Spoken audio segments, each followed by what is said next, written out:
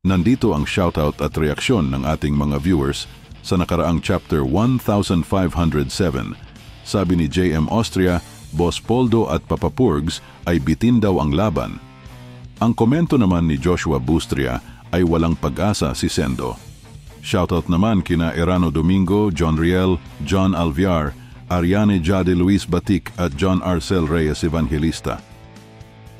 Shoutout kina Jason Magbanua, Ella May Agos, Sync Music, Mike Togano at Cali Balandaca. Komento naman nila Richard Briones, Krisha May Cordoves at Real A ay Hajime no Sendo na may smiley face at bitin daw ulit ang chapter. Shoutout kina Thunder Emperor J. Navarro, Alsadr Sulay, Ray TV, Chili Warsner at Jen Ruiz. Komento ni Zaine Decato ay dikit ang laban pero panalo pa din si Ricardo sa desisyon.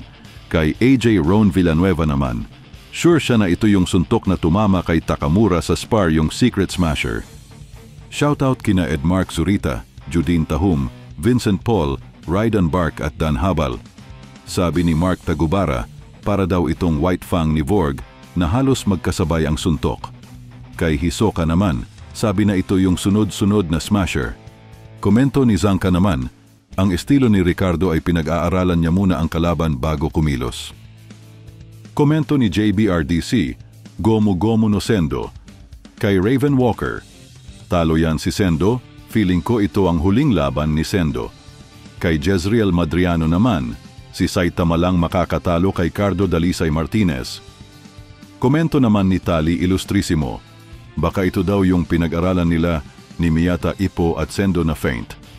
Yung sinubukan nila kay Takamura pero effective. Kay Iwariayo naman, sana tama pagkabigkas ko sa pangalan. Ay nako malabo pa daw sa pusit manalo si Sendo, si Ippo talaga tatalo dito. Patuloy lang pong mag-comment at may tsansa itong ma-shoutout at mabasa sa susunod na video.